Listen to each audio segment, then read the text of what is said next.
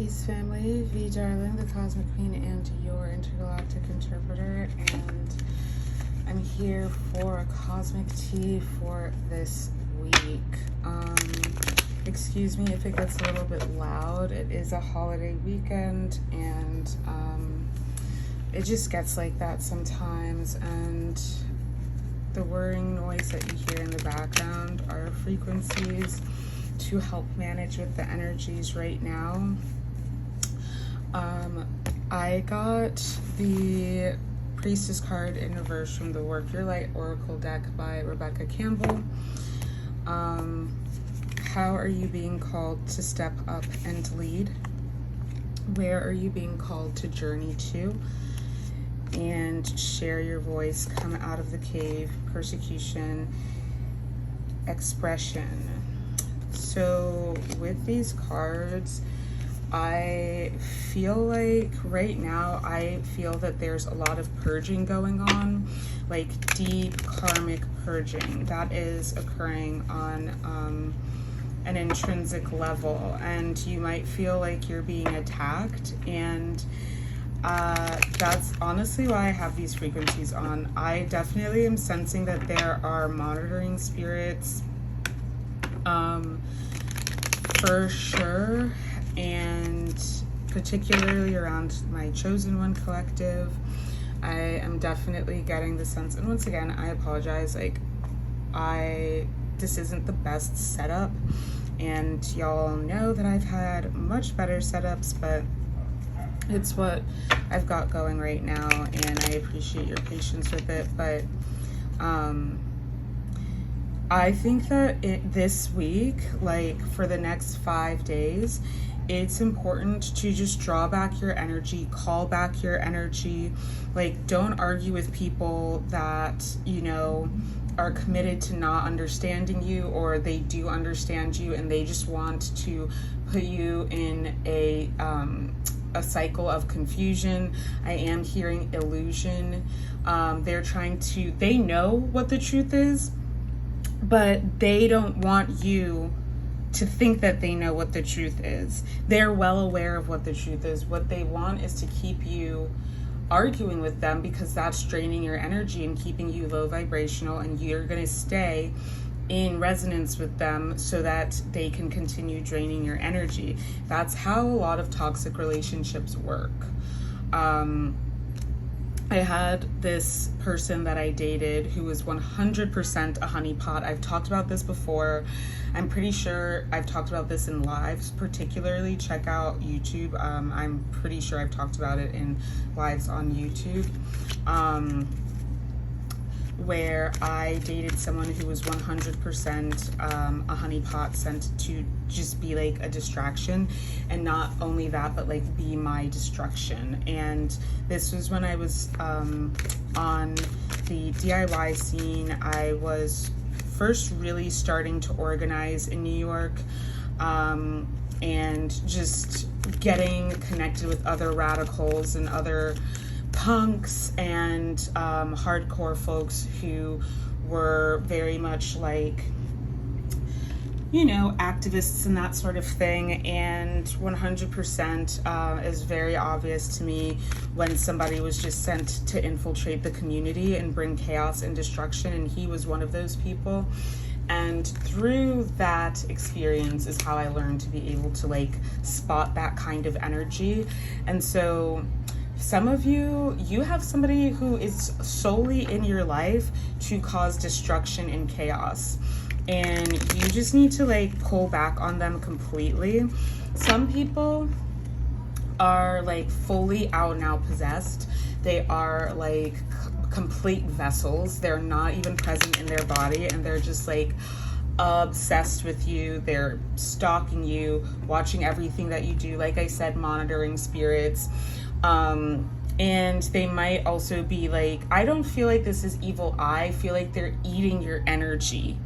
You know, they're eating your energy from afar. They might even be like touching themselves, like pleasuring themselves to your content, fantasizing about you and pleasuring themselves.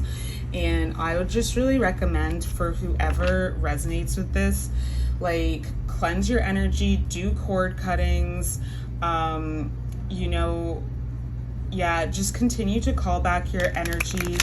I recommend pulling cords, energetically pull the cord out of your field and burn it, and just like seal up your, like, the part of you that it was removed from. Fill that energy with like healing white light, pure, unconditional, loving Christ golden white light, and seal it up, you know, I would say with like platinum, diamond, gold, those sorts of things. I definitely also encourage you to use selenite, yes, but moonstone and dragon's blood. Dragon's blood is gonna be, yeah, stuff that will be really helpful. We get the Queen of Cups. Yeah, they don't want you to step into your most powerful timeline. They definitely do not want you to. They want to keep you trapped so that you will not see where you're supposed to be going to, where you're supposed to be moving forward to.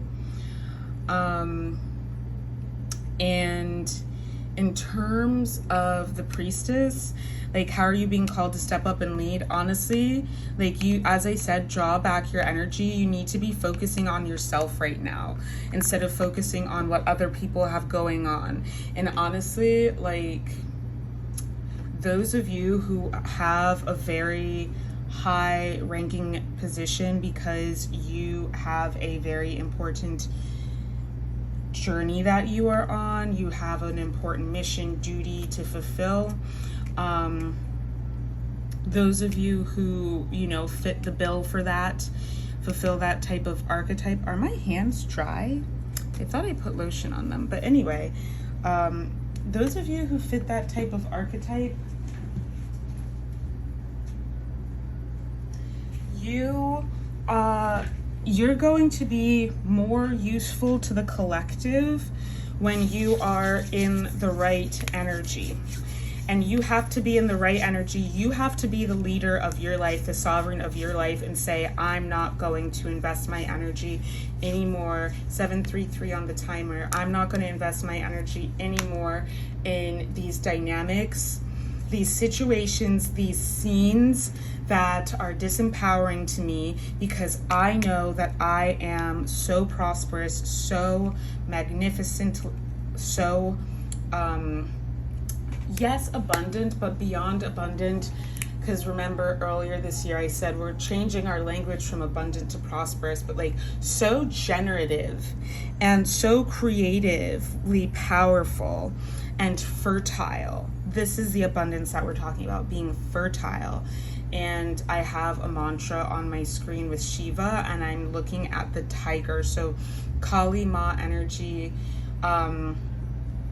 This is for my generational curse breakers for sure. If you identify with the dark feminine, and I'm not saying toxic feminine, I said dark feminine, you might have broken a curse that was upon the feminines of your family line. And this can also include cishet males. It certainly can, because they might just be someone who's fully integrated in their polarities. And yeah, that's what's happened with you. You have become fully integrated in your polarities, and you're downloading a lot of high vibrational wisdom from the collective consciousness, from the universe. Look at all this water here. This might be like galactic communication that you are experiencing. I do want to note that this water here looks pretty choppy. It looks pretty choppy compared to this water, which is very much more still, serene. And once again, as I said, it very much reminds me of like the universe. So this just reminds me so much of, it just really reminds me of the cosmos. as a navigator, as a diver. The cosmic sea is what I've referred to it as, and this is the ether. Okay, that's something that gets forgotten a lot, because in the Western world, in the Hellenic Empire, that's pretty much the empire that we are living in, imperially, colonially. In the Hellenic Empire, there are only 4 elements, and that's water, earth, wind, earth, air, water, and fire. And in other cultures, there are more, specifically spirit or ether. And ether is what pervades the universe. And so people will try and say, oh, the cosmos, it's empty. And it's like, no, it's not. Like, maybe this idea 100%, like, it's just fallacious, because the ether pervades the universe. And I feel like that's kind of what I've been trying to like get at when I've been talking about cells. I have to look it up again. Gel-like substance in a cell, because I continually forget, but it's basically the cytoplasm of the universe, right? And I've also said this before, if you understand the 4th dimension as time, which technically it's more complex than that, but let's go with the idea of the 4th dimension being time. If you are in the 4th dimension or in the 5th dimension or higher, then you understand, looking down at the 3D, that space is not empty, it is actually always full, because we're no longer in linear time. And I talked about this on live last week, so go back and watch that, because I'm not going to get back into it right now. But if you notice, there's a lot of water energy that feels like it's coming up very strongly right now. This specifically has to do with Pisces. So I am going to open the chart for this week. Astrologically, but it's also this Queen of Cups energy, which relates to the priestess, in that the Queen of Cups is really supposed to be a very intuitive being. She's a very intuitive being. She is the priestess. She is tuned in to the ether. She is tuned in to different realms of consciousness. She is tuned into the subconscious. And this is what makes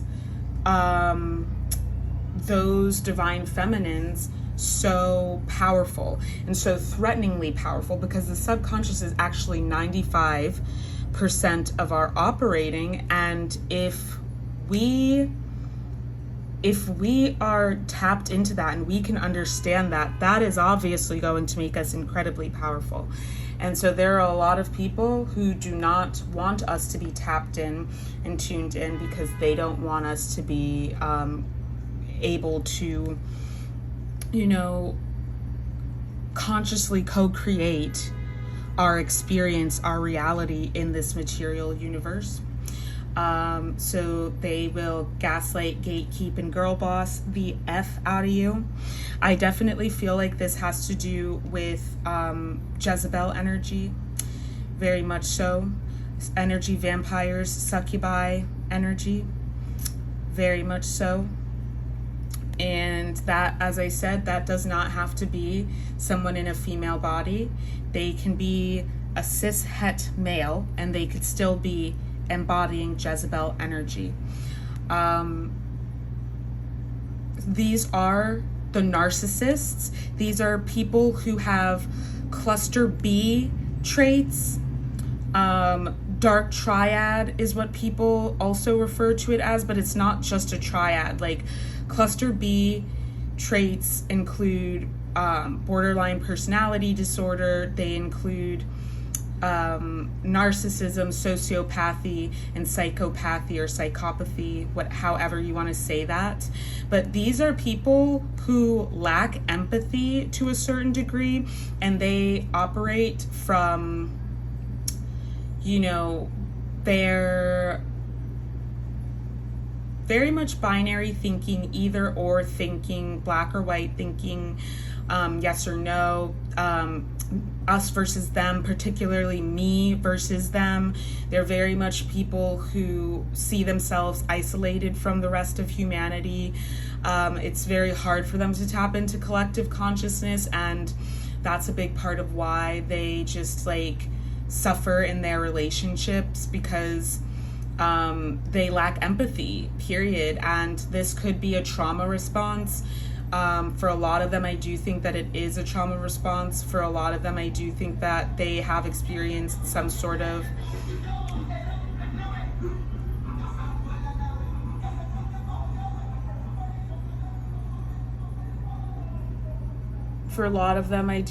they may have experienced some sort of abuse in their childhood, particularly CSA, and, you know, or having like, I'm definitely seeing somebody whose mother was in some capacity abusive, and she may have been withholding of love, potentially withholding of resources, like gatekeeping resources. And I'm also sensing that, like, if you are someone or you're dealing with someone who grew up experiencing lack, the inner child may have just developed this idea that the mother or father, who was in their feminine energy,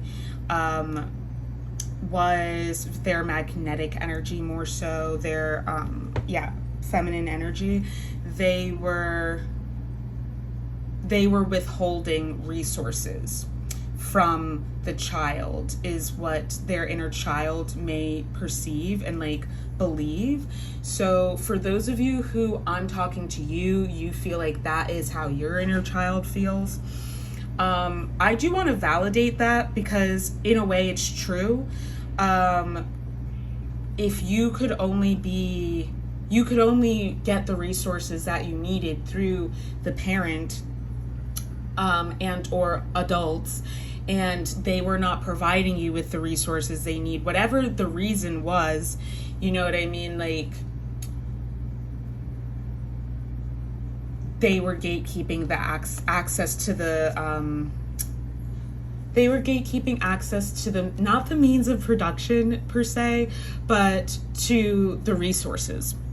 Whether that's because they were, you know, refusing to do the healing work is what it's really coming up as for me. And I do want to acknowledge that, like, generational curses, some of you, like, your family actually was under like heavy witchcraft, and they were not able to get out of this kind of low vibrational way of being, some of you. But others of you, the generational curses are things like trauma, and just the kind of like blanket things that we all experienced within the illusion, within the colony, right? But they couldn't get there. Spirit is saying it this way. I'm going to say it how Spirit is saying it. They couldn't get their head out of their ass enough to show up for you, and be the person that you needed them to be as your parent. They were so obsessed with their own suffering that they could not be selfless enough to show up for you and do what they needed to do as a parent, so that you wouldn't have to inherit that suffering as well. And if this is you, I am so sorry that that is something that you had to go through, that is something that you experienced, because nobody should ever have to go through that. You feel me? Like, nobody should ever have to be deprived of what they need when you have, like, when you're a child and you have no other option but to depend on others. So I'm sorry if you experienced that. But whoever I'm talking to, I see it going two ways. You're someone who's on the fence of whether you're going to go ahead and be karmic and continue choosing karmic cycles, or whether you're going to actually, like, address your problems and level up, alchemize, evolve. If you don't choose to do the latter, you will never forgive yourself. And I'm not saying that you shouldn't forgive yourself, but if you don't like yourself, you shouldn't, because why would you like yourself when you're being toxic and malignant? You know what I mean? And I genuinely, like, I've been there. I have been somebody who I didn't like. And it gets to a point where it's like, you know something, I'm the problem, and I have to stop perpetuating this shit in my life. It's my self-sabotaging behaviors that are causing me to be stuck in these cycles. Why do I keep encountering the same kinds of relationships? Oh, because I haven't changed. And in that process of becoming and unfolding and unmasking and transforming and evolving, you know, that alchemical experience of self, I thought that if I changed, the situations around me would change. And what I realized is, yeah, they'll change, as in they will exit stage left. They're done. It's over with those relationships. So I found myself in new scenes. You know, when I was like out there partying and, you know, abusing substances for many years, let's say almost 10 years, I feel like I was on multiple different scenes at any one time, but like the center of my universe would like change every so often. And I would just find myself in a completely different scene than where I was before. And it would be like, oh, I'll see people and it'll be like, oh, I haven't seen you in years. Where have you been? And I'm like, I've been in the same place, but I have been living a completely different life because I changed so much, you know? Like when I first moved to New York and I was like on campus, I went to a city university, and my sister also moved here, so I wasn't only like engaging with people from there. Like I'd also see like my family members and like, you know, do stuff with my sister and stuff like that. And yeah, I mean, I guess we met people around, but like mainly it was like me and my best friend and our friend group. And then like I stopped being friends with that friend group and I got a new friend group. And then I dropped out of school and like got my own apartment and started hanging out like kind of in this intermediary period where it was like the people that I went to school with and then like people that I was meeting because like, oh yeah, and I also had people that I knew from work and my internship, but yeah, people that I was meeting at work. And so it was like mainly like native New Yorkers and like my roommates and like people that I was meeting in my neighborhood. And this was a neighborhood in Brooklyn, so it was like a lot of Dominicans and Puerto Ricans and stuff. And like I said, a lot of like native New Yorkers, like and then yeah, like one day I went to this party and then I just like never not never, but like pretty rapidly, I stopped engaging with those people that I had gone to university with and was like in this completely different scene. And it was just like a very specific type of nightlife. Oh, and I guess I knew people from like nightlife. That's what I was talking about, like with my sister and one of my best friends, like we were going out a lot. So like I knew people from nightlife. But this was like very much like underground fashion adjacent scene. A lot of kids from LaGuardia, which is a performing arts high school that the film Fame is based off of. And yeah, it was very clout chasey, very like Instagram influencery, and you know, I thought that was like exactly where I wanted to be. And at the time that was a resonant experience for me. I felt like I had peaked, but the thing about peaking is then you go through the looking glass and you find that like as you're evolving and your consciousness is evolving through the experiences that you're having, or I found anyway, like I started to see the reality of this like these scenes that I was finding myself in. And when I say scene, I'm talking about it as if it's like a movie scene or a scene in a TV show. You know what I mean? Like, we have our setting, we have our characters, you know, there's a vibe, there's an atmosphere, you know, everybody has a role to play. And I found that, like, as I grew more into my sovereignty, and of course I was like, I had just turned 20 years old at that time. So I was just maturing, and I'm living on my own and like going through those experiences of like maturing and finding like, oh, actually, like, there are things that are not resonant. There are things that I don't vibe with. There are things that I don't like find acceptable about like where I'm at and what I'm going through and like the dynamics that I am engaging in. And so I vibrated out of resonance with those things, and it got to the point where it was so uncomfortable that, you know, I just had to put those things down. You know, they say pain is the touchstone of spiritual transformation, and they're in liberation, you know what I mean? And I had to experience a lot of discomfort and pain in my relationships, in my experiences, to be able to tell me like, okay, this is not for me anymore. And simultaneously, like, I would like experience things that felt more resonant. So when I was like on that scene, it was much more cisgendered. It was very queer, but it was also very cisgendered. And as I started delving deeper into my understanding of my gender identity and my queer identity, it just didn't really resonate for me. Also, I don't like mean people. I've never liked mean people.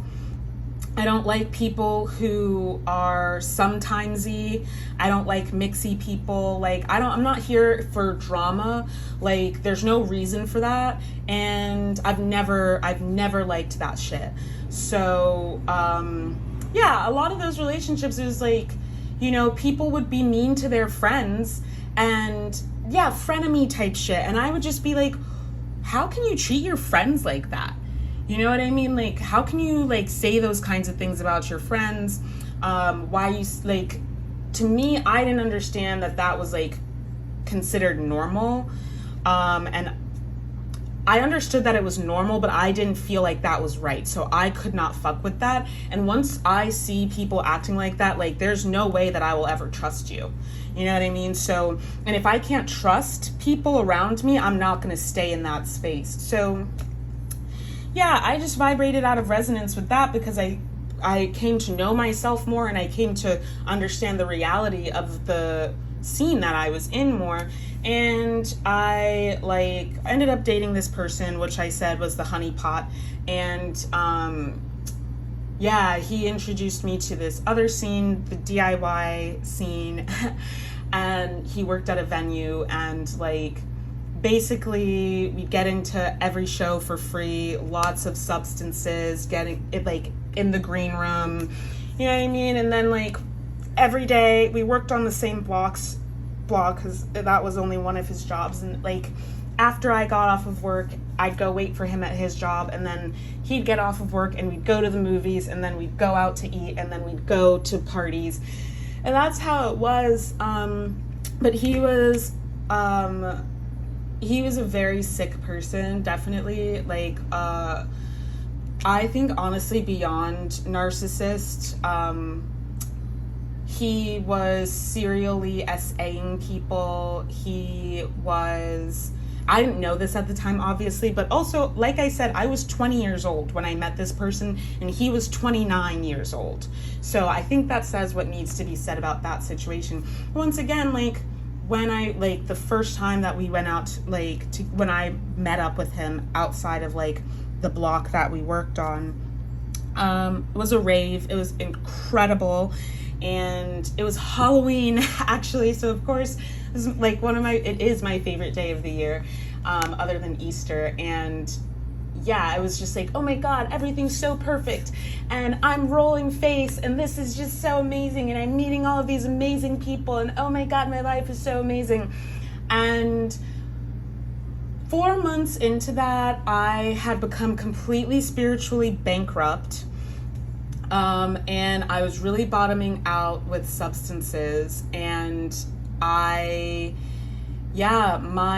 ancestors were like, call your mom now, because as I said, I was spiritually bankrupt and I was about to do something that like really goes against my integrity. And I called my mom. It was the middle of the night. I think I texted her and then maybe I called her, but the very next day she came and picked me up, and I went back to my hometown and I lived there for a few months to get my head screwed back on straight. And then I went through an initiation period while I was there. And you know, I say this all to say, when I came back to the city, you know, they say don't ever go back to situations that God has delivered you from, because you don't know what you were being saved from. I went back to that scene and pretty much got back into the practice of like, you know, binge drinking and stuff like that, and just like partying way too much and abusing substances. And I kind of cycled off. I met somebody as a friend platonically and cycled off of that scene and started hanging out more so with the BIPOC queers, and I would say specifically like first generation and immigrant queers. And I definitely leveled up, my career leveled up, and I basically never saw the people from that previous scene where I had dated that person who me and this girl ended up calling him out for being an abuser. I never saw those people because I was just like, you know what? You people disgust me. I have no respect for you because y'all knew that this person was the way that they were, and you guys didn't even care just because he gives everyone free drinks and substances and gets people in places. Like, he is abusing specifically young Black queer people, and you don't even care. And that's disgusting to me. And it's disgusting to me that we are calling him out and we are experiencing retribution. I saw 2223 or 2233 on the timer.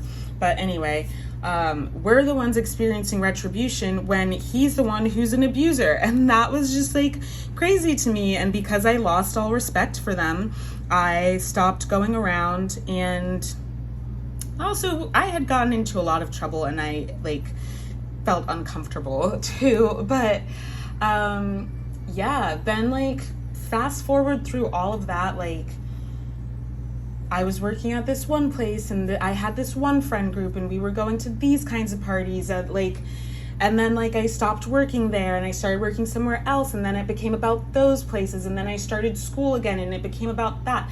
And I say this all to say, like, as we evolve and as we grow and as we shift, like, I wanted so badly to hold on to those relationships that I already had. Like, I had this kind of like place permanence, I guess, where I didn't want the external to change, but I wanted the internal to change. I wanted the feeling to change. I wanted the dynamics to change, but I didn't want the externals to change. And that's not how it works, because at the end of the day, like, the only person that I can change is me. And I really thought that, like, if I show up as this healed version of me, then everything's going to change, and these relationships that I really want to make work are going to work. I had to learn, like, no, fuck that. You know what I mean? Like, this, you don't need to want this relationship. You don't actually want this relationship. You want a resonant relationship that works. And if it's with this person or if it's not, that is just going to have to be what it is. That's what I'm pursuing. I don't want this person. I want this kind of a relationship. And right now, this person is giving me what I want.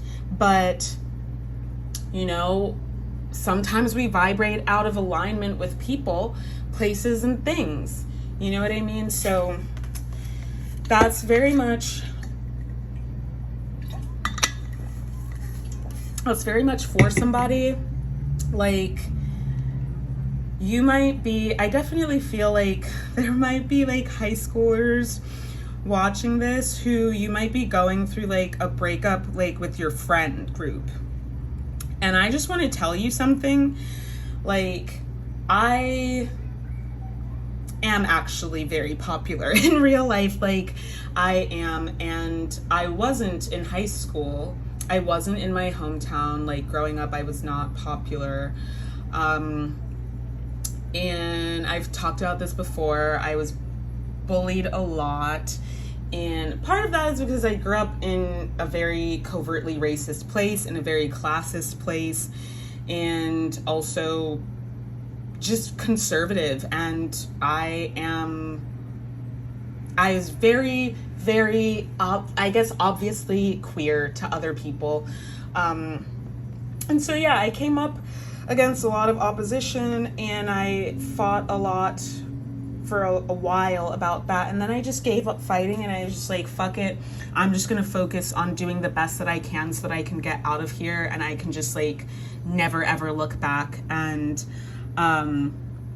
when I graduated high school, I had my church friends and I had like my school friends, and I had one friend from my school, two friends.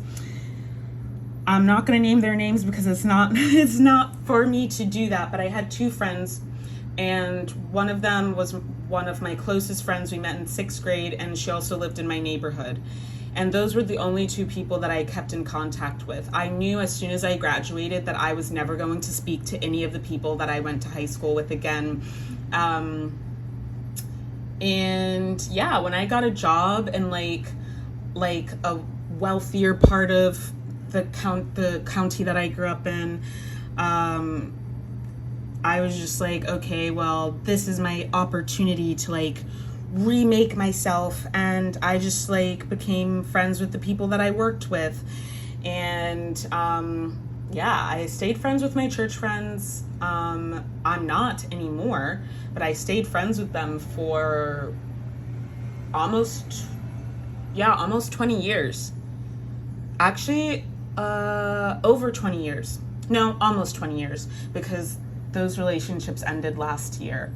So yeah, almost 20 years I was friends with those people. And once again, you know, as I said, like when we grew apart, it really hurt, and I didn't want those relationships to end, but they had to. You know what I mean? Like, I was evolving and progressing in my consciousness and my level of integrity also, and they just were not resonant anymore. And if you watch like my TikToks from when that all started happening, I was heartbroken and devastated and so hurt, because it was deeply betrayed. Like, it was a deep betrayal that had been going on for a long time. Instead of ripping the Band-Aid off, I just kind of like, you know, kept it on for too long and then started removing it very slowly and prolonging a process that was inevitable. And now over a year later, I forgive those people. You know what I mean? And I forgive myself also. If I hadn't held on so tight to like making these lifelong relationships, it wouldn't have gotten to the point of resentment. But everything happens as it's meant to, and I believe that was a karmic situation that had to happen the way that it did.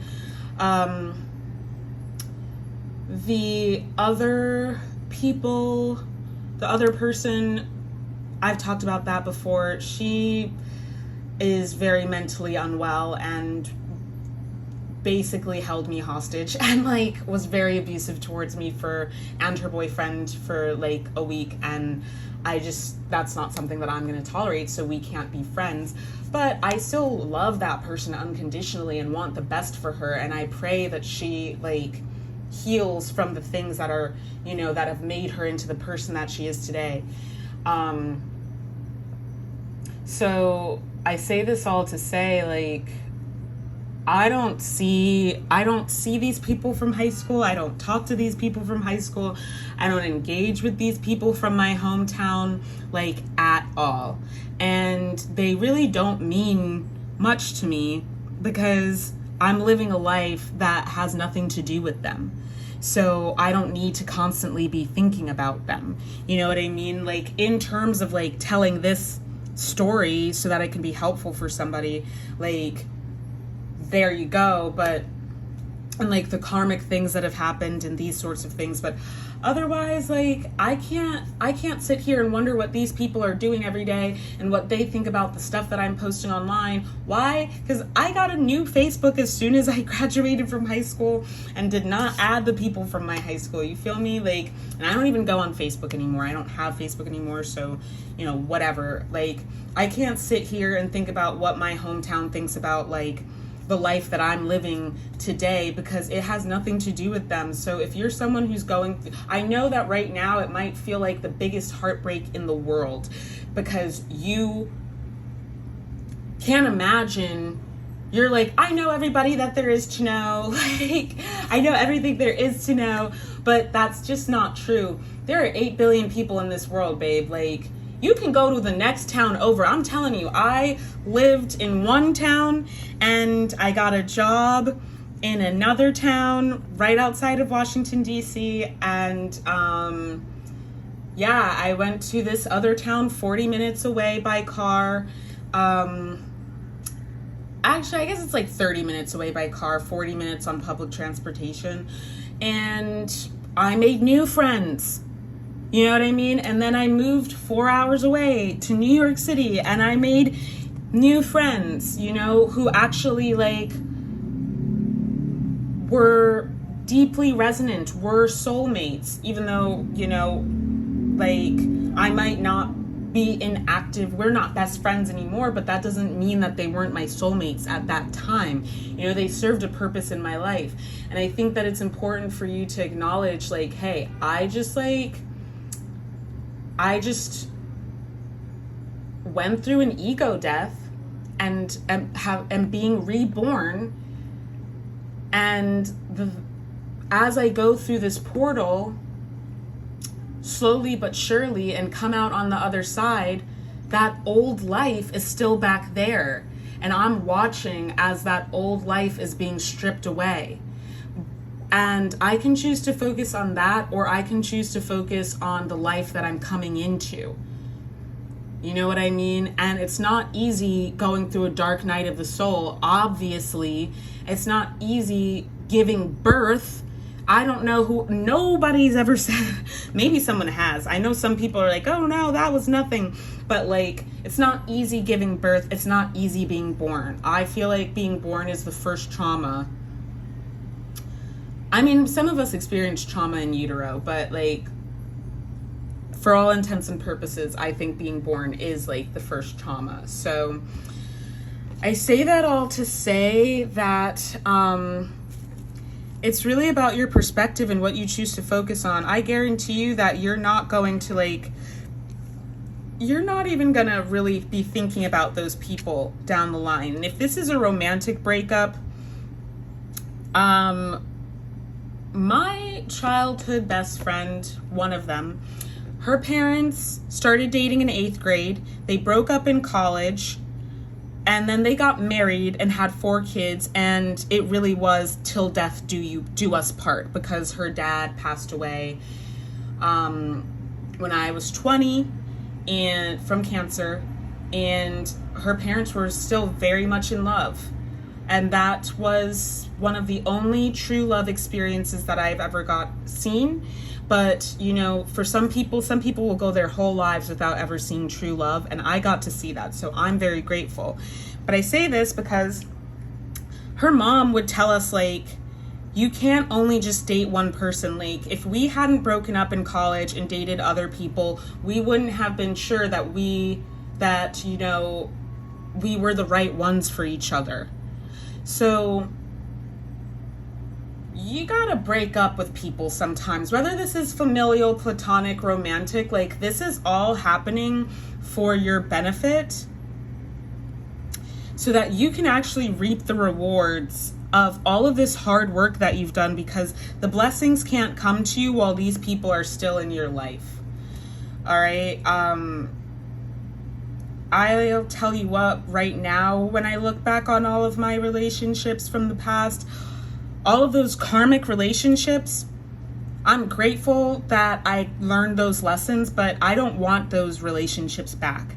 And when I think about all of the hot people that, like, you know, were karmics, and I'm just like, oh my God, that person was so hot. I wish that I hadn't done this. Maybe if I had done this differently or done that differently, things could have worked out. And I'm like, no, or Spirit's like, no, those people were so karmic. Like, yeah, you were a part of the problem, but they were also the problem. There's nothing that you could have done differently that would have made them act with integrity, because they are not people with integrity. You know what I mean? So that's for someone. I think that somebody here, you might be ruminating on how you self-sabotaged. Do remember that it takes two to tango.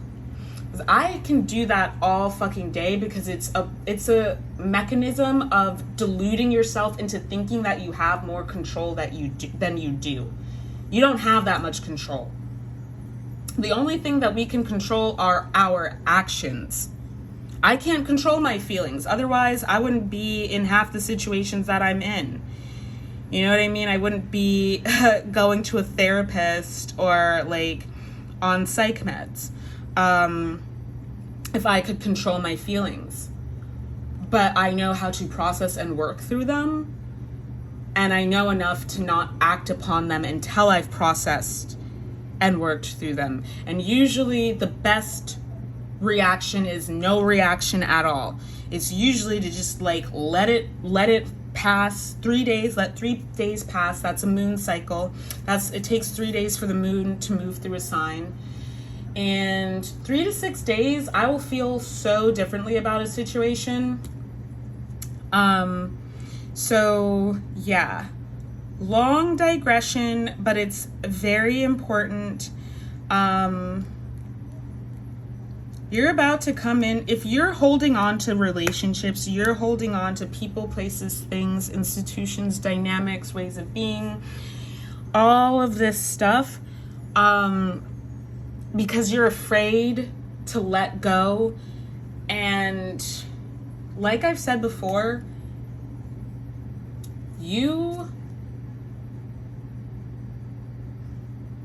if you have a bunch of shit in your hands and you're like, oh my God, I want gold. How are you supposed to hold the gold when you have shit in your hands? You need to put the shit down for you to be able to receive the gold. Okay? Like, you don't even have space. You don't even have capacity to hold the gold. What are you going to do? Put the gold on top of the shit? It's going to fall off. You know what I mean? I've made the dumpster diving analogy in the past as well. Like, if you want better, you have to do better in order to be better. And then you will inevitably, it is inevitable, logical reason that you will come into alignment with whatever it is that you're looking for. Prince of Swords in the reverse position. Yeah, it's time to let go of these immature ass people, because it is immature ass people. You know what I mean? Who are trying to like just weasel their way into your life so that they can latch onto your energy and basically drain you. You know what I mean? They have a low vibrational, immature level of consciousness. And like I said before, when I came into certain scenes, I was like, oh my God, I finally made it. Like, this is what I've been looking for. And then, I hung around long enough to realize, like, oh, this is not all that glitters is gold. This is the illusion. And I'm using the language of the illusion instead of the false matrix moving forward. This is the illusion. On the surface, it's like, this is shiny thing syndrome, which is what I had. I was just looking for, oh my God, the beautiful, glamorous people, motorcycle confirmation, timeline jumping, the beautiful, glamorous people who had power. You know, I had to realize to some degree, I too was clout chasing, because it gave me a level of validation for my inner teenager, especially, I would say. But yeah, I would really say for my inner teenager who experienced, I mean, I'm also neurodivergent. I experienced rejection dysphoria. So it's like, I feel it more intensely than neurotypical people. But yeah, for those inner parts of me who experienced a lot of rejection and alienation, scapegoating, othering, that kind of thing. And I was just thinking about this today, like, I have like family friends. Yeah, we'll say family friends specifically because they're not actually like related to me by blood, but I have had multiple family friends who were women who were older than me, who would be like, basically that I was taking things too seriously, and like, you know, it wasn't as big a deal as I thought it was. And then I remembered, like, you are cisgendered and heterosexual. Shut the fuck up. Like, you don't know what it was like for me as like growing up in a traditional African Methodist Christian, extremely conservative family that was also very sheltered, also from political dynasties, had to carry ourselves in a certain way, constantly be thinking about what other people think of us. Like, yes, okay, I was quote unquote weird, but also I actually was like on the spectrum and have ADHD and also CPTSD, but like outside of that,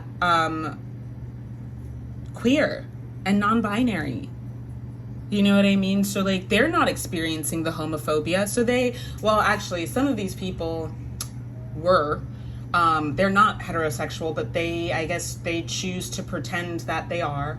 These are the type of people who are like, yeah, when I get drunk, I like hooking up with girls, but like, I'm not gay. And it's like, you are actually, like, you are, but okay, I see you, do whatever you want, say that's how you feel, that's how you feel, whatever your choice is.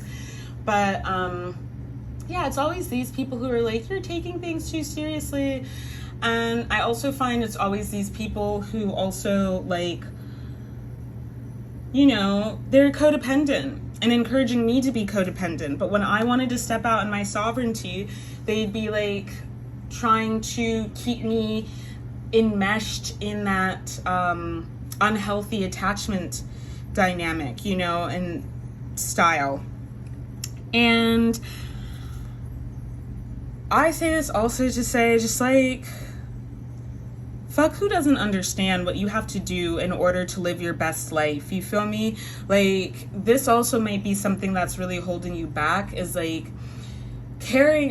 Yeah, and it just goes back to what I was saying about that hometown energy, caring too much what other people think about you. Because I feel like this is some people-pleasing energy.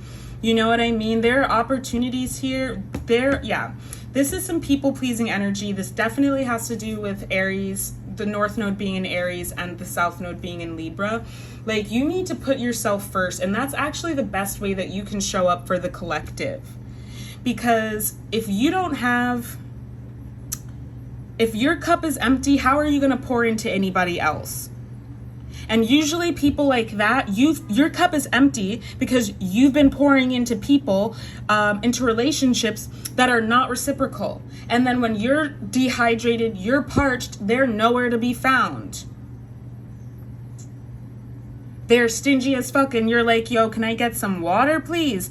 And they're just like, I can't spare it. Sorry, I can't.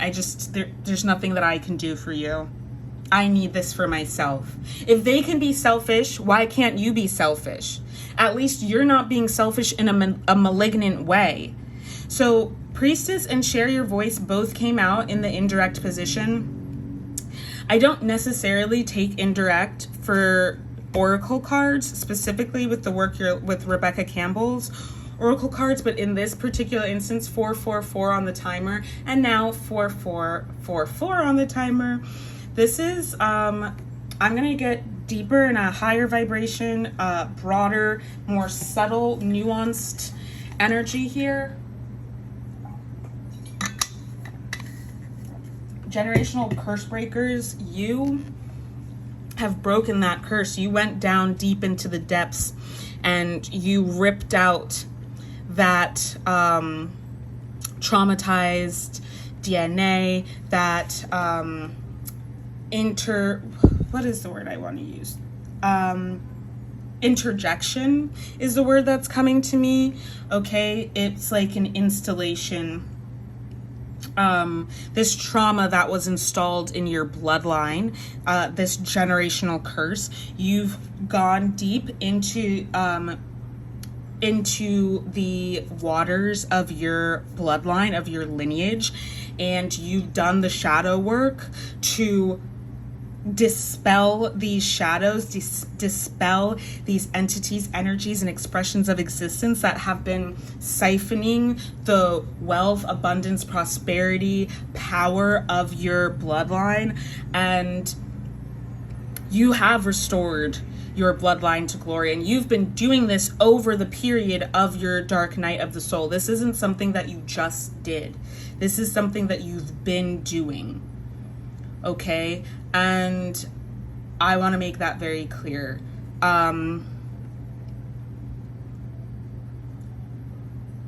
That's the shadow work that you were doing. This has been a process. It's not something that just like happens overnight, but you hit the jackpot is what I'm hearing. And so right now, as I said in the beginning of this reading, I know people think that I'm just meandering, but actually, like, I'm a channel, so everything that I'm saying is for a reason. And energy travels in spirals. It's actually not linear. So we're back to this idea of purging. There's a lot of purging going on. You might think that it's spiritual warfare, but actually it's like, it's bottom dwellers being like purged, pushed out of your energy. So one, it's going to be uncomfortable. It might just feel like, for people who are, especially if you have like big Neptune and Jupiter placements, if you're somebody who's very much like a Pisces, a Sagittarius, we love escapism, and that's why a lot of us, love to use substances. You might even be someone who is addicted to, S relations. So you might be a Scorpio.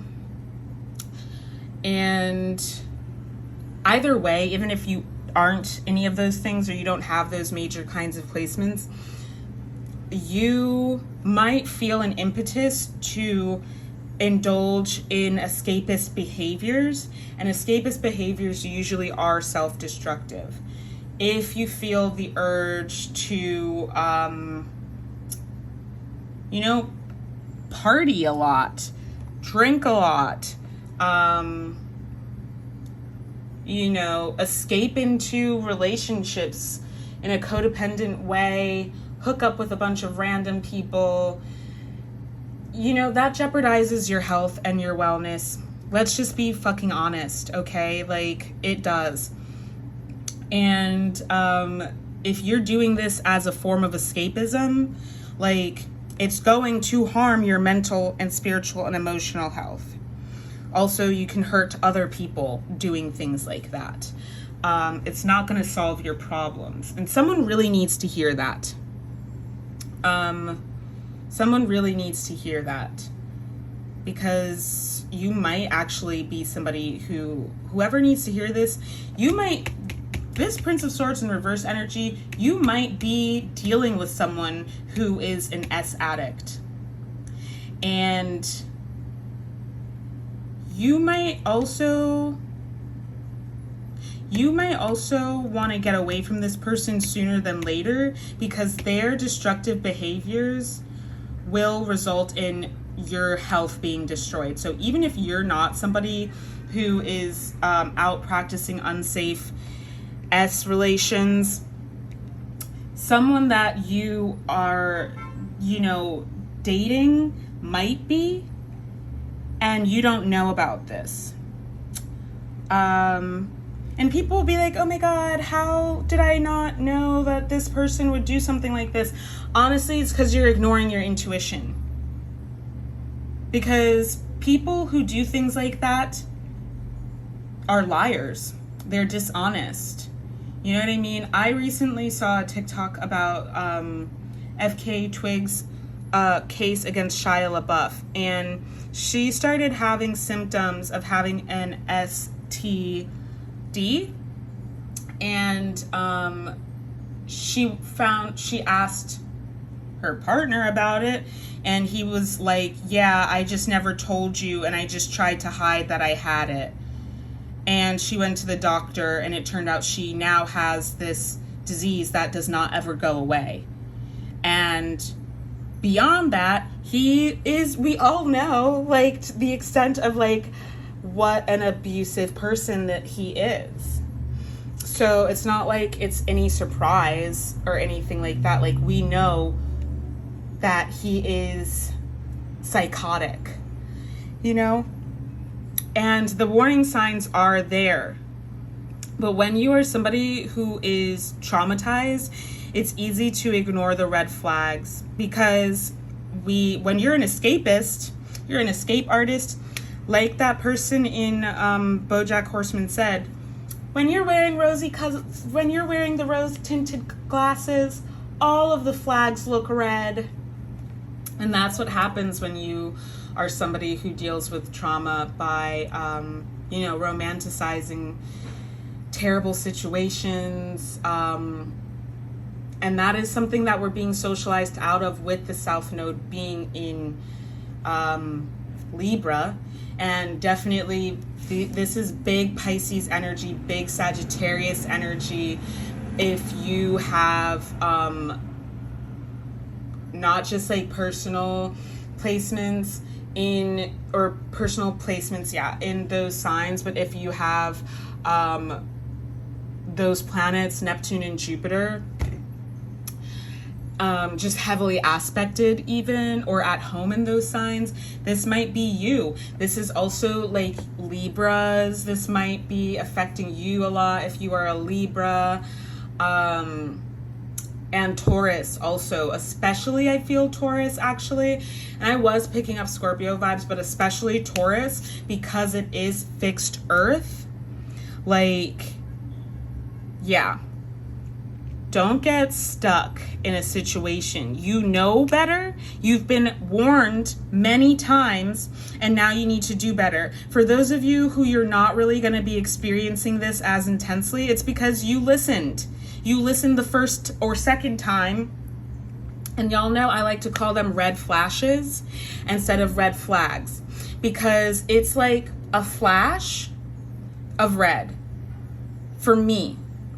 And if I ignore the first one, there will be another one. And if I continue ignoring those red flashes, it's going to get to the point where it's like going off like an alarm, like fucking that siren in Kill Bill. You know what I mean? Like, that's what it's going to become, because it's going to become urgent. It's going to become an emergency. And you're going to find yourself in crisis because you ignored the red flashes. Okay? So those of us who've learned our lesson the hard way, karma has kicked my ass. Karma is a Sanskrit word for action. And all this stuff I'm talking about, some things I was able to, I'm the youngest of my siblings. I was able to watch my older siblings, and I've always had older friends as well. Watch my older friends, what they went through, and be able to be like, okay, I'm not going to do that. I've always been extremely observant. But some things, you just have to go through because it's your karma, it's your karmic journey, it's your destiny to go through. So you can look at your North and South Node in your chart and find out where those are, to be able to have an idea of what your karmic traps are. But yeah, so for me, my South Node is in Taurus, and yeah, that's why I had shiny thing syndrome. I love pretty things. I love being comfortable, you know, like, and so it's easy for the adversary to trap me in the illusion, if something's like pretty, or it smells good and it tastes good and it feels good. If it feels good, I used to be likely to like get stuck there. But in my journey of evolution, personal evolution and transmutation and spiritual alchemy, like, possessing self-sovereignty for me means owning my intuition and my discernment and being able to live in that truth regardless of who doesn't like it, regardless of whose feathers it ruffles. And I'm definitely seeing some ruffled feathers here. Demonic energies. The ones who don't like you standing in your power, that's shaitan. That's shaitan. That's adversarial energy. That's the opposition. You know what I mean? And by shaitan, I very specifically mean the malevolent jinn. And that's what I was talking about when I said people who are possessed, because literally they are, a lot of them. And they don't have any sovereignty. You're not self-possessed. Then what are you possessed by? What is controlling you? Because you don't have self-control. So what is actually controlling you? You know what I mean? And yeah, I think that's pretty much the overall vibe of the week.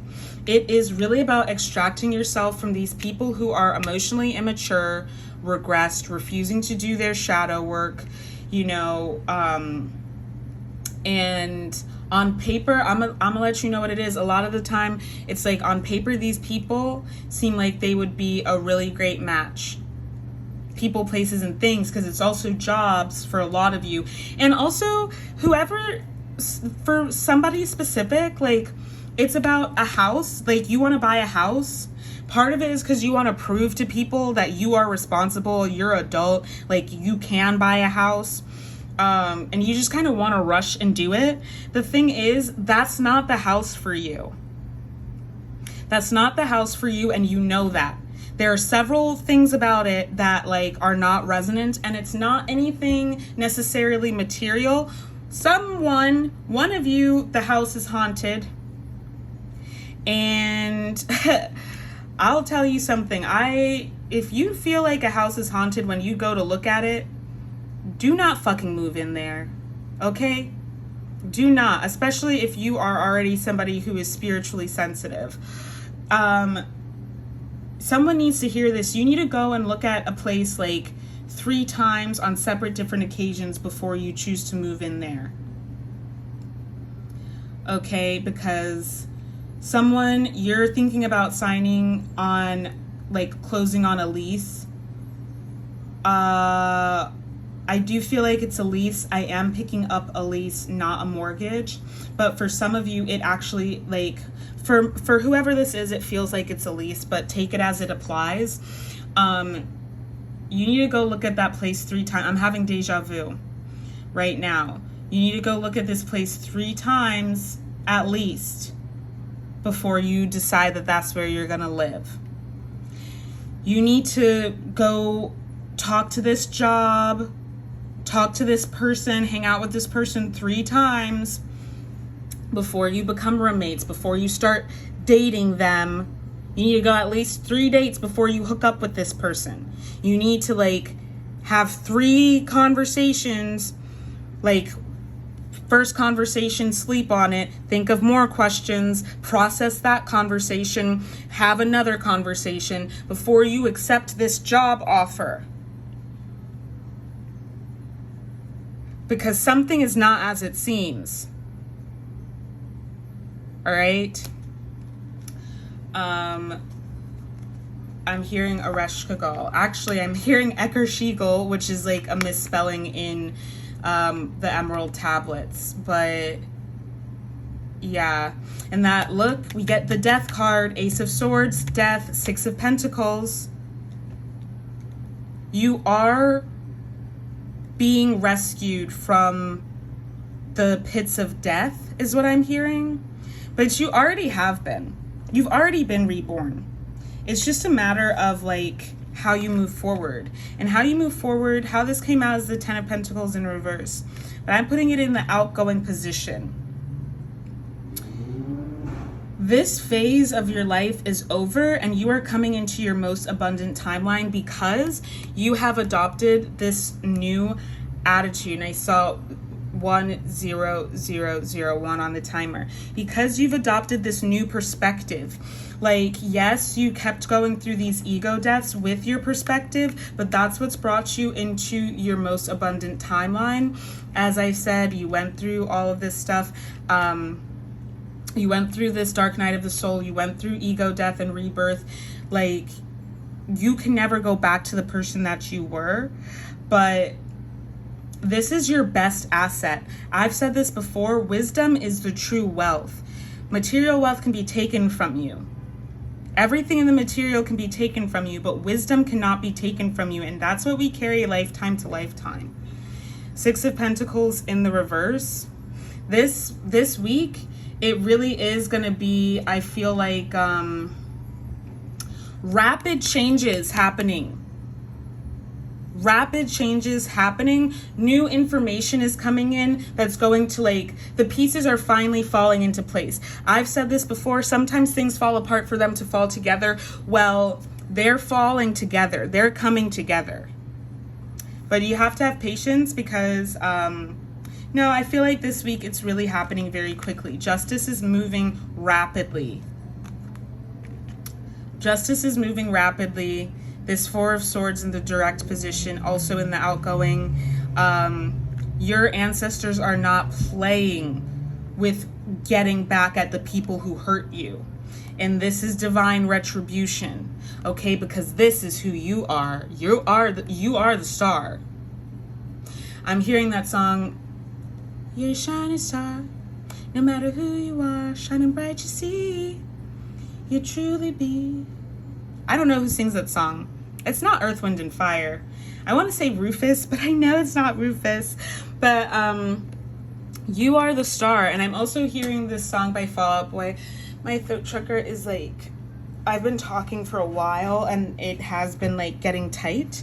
So there are things that need to be said. It also is overactive throat chakra. I have been getting that over the weekend. Yeah, because as I said, you're not supposed to be arguing with people or trying to convince others to see your side. Just on some I said what I said type shit. Just remove your sacred energy. Don't go trying to like look at tarot readings and see what it is and what it isn't. No, really this is like, yes, that, but also you prophesying for people. You really need to take a break and just like be in your own energy, luxuriate in your own energy and get charged up because things are about to happen like expeditiously. I know some of you may have been hearing that before, but like, yeah, especially with Jupiter and Gemini now, like, look at this, bro. I can't make this shit up. The Hanged Man in the reverse position because you know your power. You're in alignment. You're in integrity. You know what I mean? You're in your pillar of light. You're a divine channel at this point. So all that conflict shit, I'm not saying be conflict avoidant, but like strategic warfare, Athena, Pallas Athena, like, choose your battles wisely because most of them are not worth it. And right now, it's really not worth it. You know, you've humbled yourself. You've been humbled. And now, and like, instead of pushing back and refusing to learn your lessons, you have. And that's why you've come into this star energy. I'm hearing this Fall Out Boy song. Give me just a second, y'all. I need to like ground my energy because I'm like floating.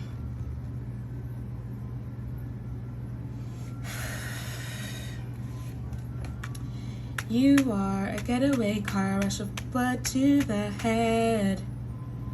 But me, I'm just the covers on top of your bed. Used to. I want to look up the lyrics because it actually is important. Give me a second.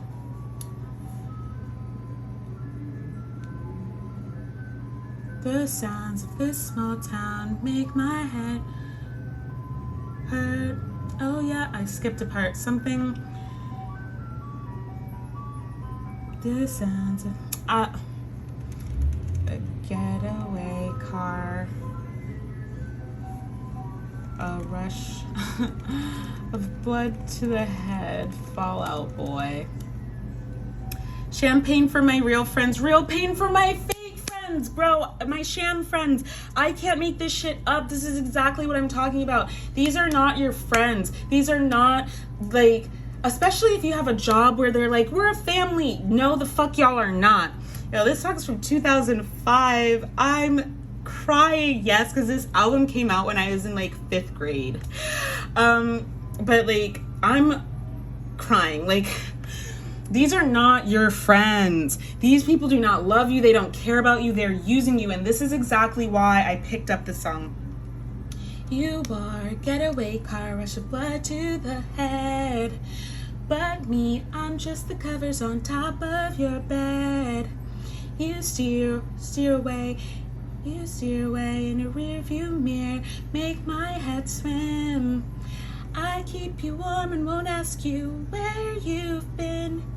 With your backless black dress soaked to the skin. When it's said and done, they're all scrambling.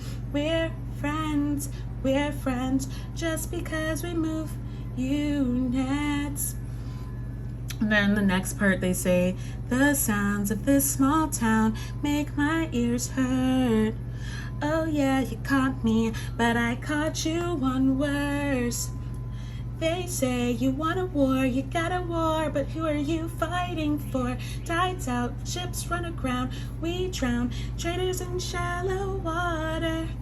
Basically, it's saying like, we're friends, but we're only friends because like we move units. We're only friends because we're famous. We're only friends because we make you money. Like, they're agents, the record executives, da-da-da-da-da. Like, they're like, oh, we're friends. No, we're not friends. Like, you only care about us because we're making you money.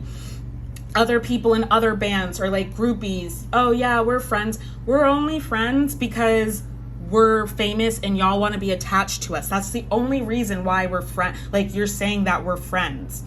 You know, the sounds of this small town make my ears hurt. I'm telling you, bro. Like, even if you've moved away from your town, your hometown, or whatever, like, if you still had that hometown mentality. Yo, why did my country accent start coming out? That's so funny. When I was a kid, I had a slightly southern accent because I grew up in the South. And like, it didn't start like standing out and changing until I moved to Minnesota when I was in 7th grade. And then like we came back. And also like part of my affectation is because like, one, my parents are immigrants. I grew up in a very like not tight-knit community, but sheltered way. And we had it really pressured upon us to like enunciate and like speak like with proper diction. But like when I was a little kid, like there were things that like I sounded mad country, like because of the part of the state that I grew up in when I was that age is much more country than like where we moved to when I was 7.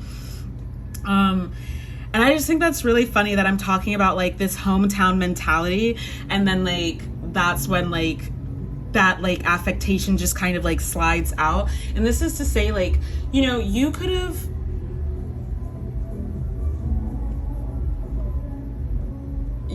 moved away from your hometown but still been operating from this small town mentality where it's like, this is all we'll ever know. Like, we know everything about everybody and everybody's judging each other, and like you have to be accepted, otherwise you'll never have a community, you'll be in isolation. Bro, especially if you live in a major city, like that's not true, first of all. Second of all, like, you can change and evolve. Just because somebody knew you back when you were this other version of yourself, well, that's not me anymore. So you need to get to know me, ho. Like, and this is the vibe that you have to have with people, because they will try to minimize the progress that you've made and keep you attached to that old version of you. I'm seeing it as like an effigy, like a voodoo doll, if you will. people, like, old friends may have been talking, like, shit. They may have been talking down on your name. They may be spreading rumors about you. And other people are seeing it and being like, this is not true. And it's even getting to the point where people are just like, yo, like, stop talking about them. Like, no one cares. You feel me? Like, you just need to let go of the past and move on, okay? Let go of who you used to be, because that is a dead body that's holding you down. Let go of the old timelines. The past is gone. It's over. It's done with. The sounds of this small town make my ears hurt. Oh yeah, you caught me, but I caught you one worse. You know what I mean? They say you want a war, you've got a war, but who are you fighting for? We drown traitors in shallow water. It's like, you know that these people from back then are like pressed about you, and they want to keep this idea of you alive even though you know that's not who you are anymore. Then fuck it, don't worry about it. Like, that one of the childhood friends that I mentioned, the one who like was really abusive towards me and her boyfriend, I will have to do a story time about that. But I've talked about it so many times in these videos, but part of what she was doing to try and like keep me low vibrational, to stay in an enmeshed relationship with her so that she could continue controlling me, was she would bring up things that I had done in high school that were like not great things. But it's like, okay, I told off our friend because she was wrong. She was disrespecting her mom in front of us, and I told her off about it. And I was like, don't, like, that's so rude, you know, don't do that in front of us. Like, you need to be more grateful for your mom, because we were being abused at home and we were poor and like we had terrible lives, and like she's out here having a very nice life, ostensibly not being abused. She'll tell you herself, but like yelling at her mom in front of us, disrespecting her mom in front of us.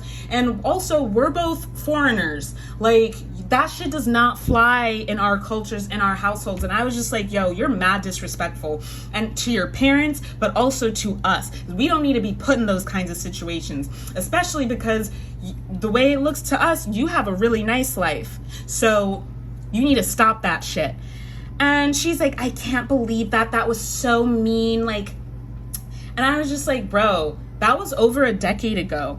Like, if Michelle still cares, excuse me, if this person still cares about that Facebook message that I sent when we were in 10th grade and we're grown-ass adults, like, I've lived 10 different lifetimes in that time. I'm not that person anymore. You need to get over it. Like, stop talking about it. Don't talk about this to me again. Don't bring it up again.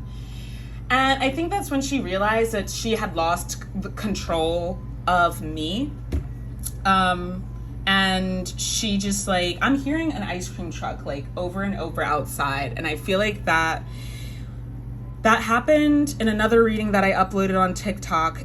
And it is inner child healing stuff. Like, it has to do with these just childish relationships or relationships from childhood. You're not a child anymore. You are a grown adult. Stop over-identifying with that version of yourself. And for those people who want to control your narrative by continuing to perpetuate this idea of who you were in the past, they can get the fuck out of here. And they're doing it on purpose. Make no mistake. It really wasn't until like I got out of that friendship. I'm not going to call it that either. It wasn't until I got out of that relationship, because how she acted that week was so heinous and abusive and ridiculous. I could not believe what I was seeing or experiencing. And frankly, I was scared. I could not engage with her anymore. I was like, I'm done trying. Because like, we tried to talk about the issues and she was just being nuts. So I'm saying this because like,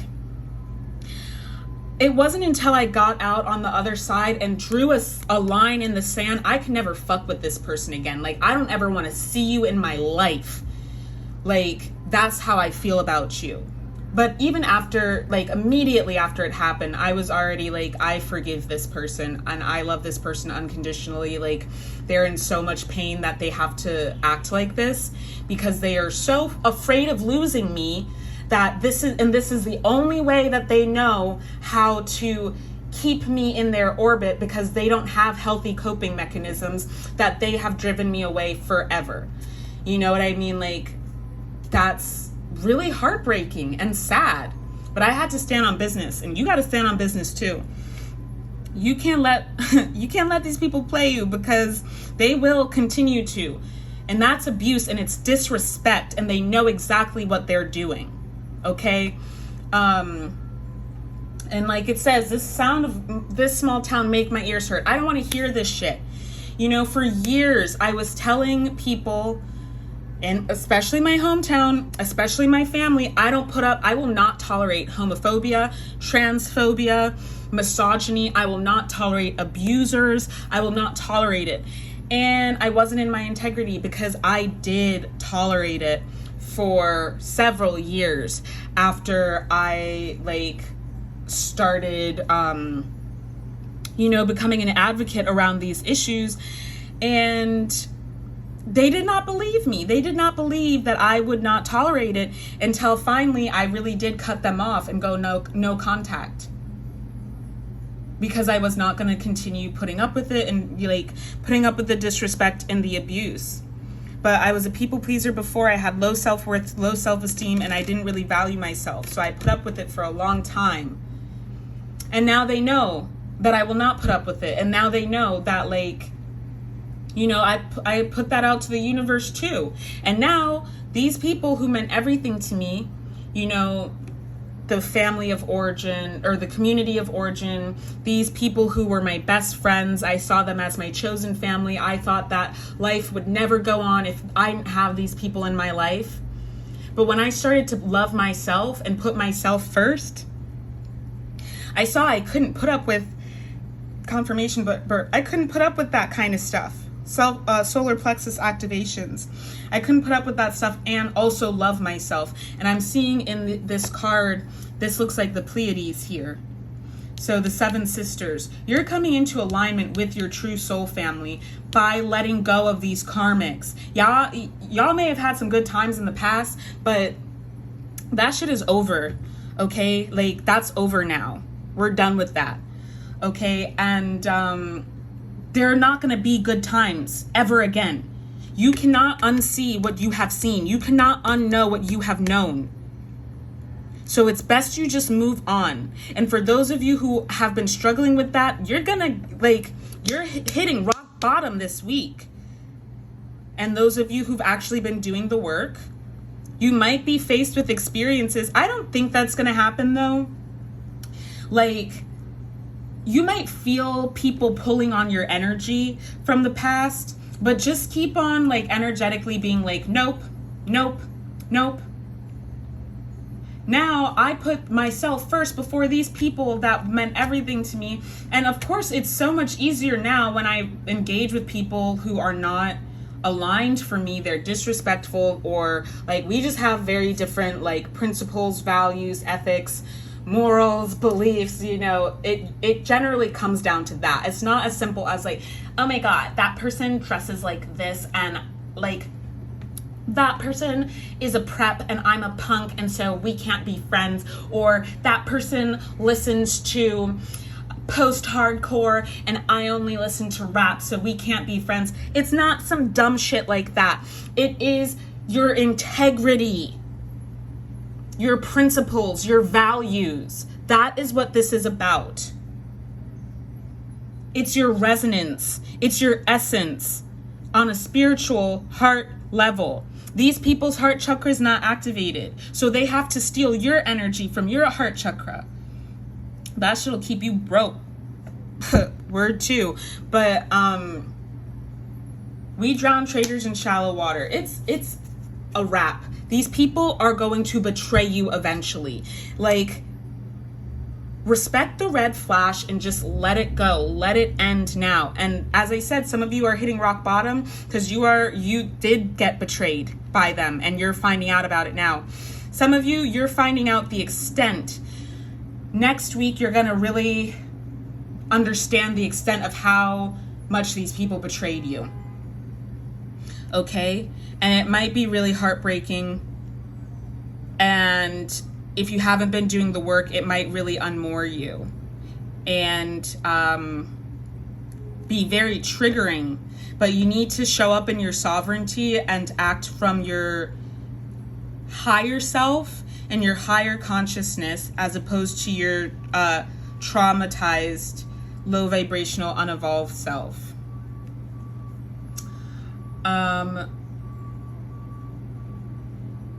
Yeah. You steer away in a rear view mirror, make my head swim. I keep you warm and won't ask you where you've been. You know that these are not like relationships that are going to serve you, basically. So that is what I have for you all. Like, I don't think that there's any way that I can make this any more clear or straightforward. So I'm not even going to try to. You are the star. Look at this at the bottom of the deck, bro. The devil in reverse. It's the end of these karmic relationships. And look at this, polar opposites, right? In terms of color scheme and vibe, it's the end. And so I said there's a lot of purging going on. Be careful who you tell things to, because it's a lot of monitoring spirits. Be careful what you're putting on social media. Some of you, I would really encourage you to just like mum's the word, keep it on the hush. I do want to just get some insight for money matters. We've obviously already talked about spiritual matters, social matters, family matters. Haha, like the show. Money matters, Ace of Swords in reverse, the Lovers, Ace of Wands. Opportunities are coming to you. Yeah, big opportunities where you didn't see any before. They are coming. Things are happening in the background. Things are definitely happening in the background with your money. Where you may have felt stuck, new life energy is coming in. I apologize. I don't know where I left off. My phone died, but the people who are trying to steal your abundance, your inheritance, they may have been siphoning from you energetically in the ethers. And like I said, I did say that whatever generational curse was upon your family, you have removed. And that's being purged right now. So you can choose to focus on the discomfort that you're experiencing as things are purged. These entities, they might try to distract you as they're coming out. You may feel like really uncomfortable and you might think that you are being spiritually attacked, but really it's just purging that's going on. It's up to you to be discerning about what you're experiencing, and everything as it's purged, new abundance is going to be coming in. So you are going to want to stay in a high vibrational frequency of prosperity, abundance, wealth. You know, just your consciousness is already in the heavenly domain. Okay, your consciousness is already in, like, tune into your higher self. Show up as your higher self. I walk around like that bitch. Okay. Seven of Swords in reverse. They try to keep you, like, make you have a bad reputation. Like, and this is also, like, as I said, 133 on the timer, it might not be like someone who was actively doing it. It may have been this cursed energy. You're receiving downloads about your destiny in your sleep. Spiritual messages are coming to you. But there's still a lot that's in the ethers that is coming forward and happening, that has to come together, that has to come forward as things are coming together, as things fall apart, as I said before. But trust, it's your time to shine, because look what we get on the bottom of the deck, the Empress. Things are changing in your material reality. Stay the course. Do not get distracted. Okay? Spirit, is this a time to hold on to money? Is this a time to, like, spend money? Like,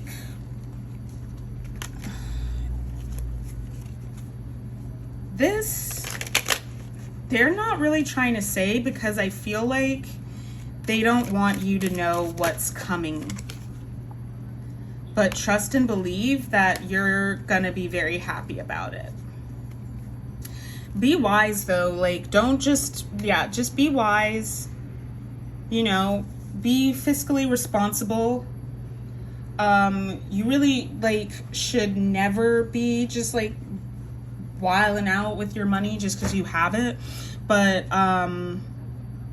yeah, you get the Three of Swords in reverse. Like all of your issues are like, you're gonna have a solution to all of these issues like coming in for you right now.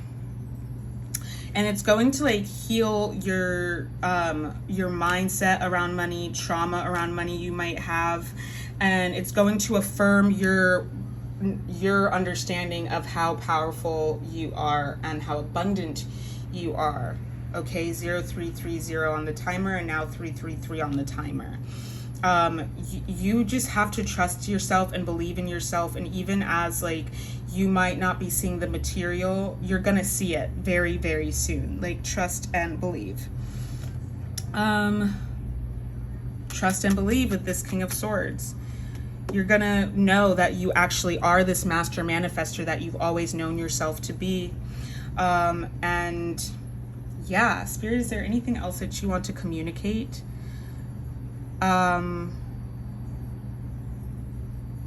Yeah, I was gonna say there are times when like you are specifically not supposed to spend money.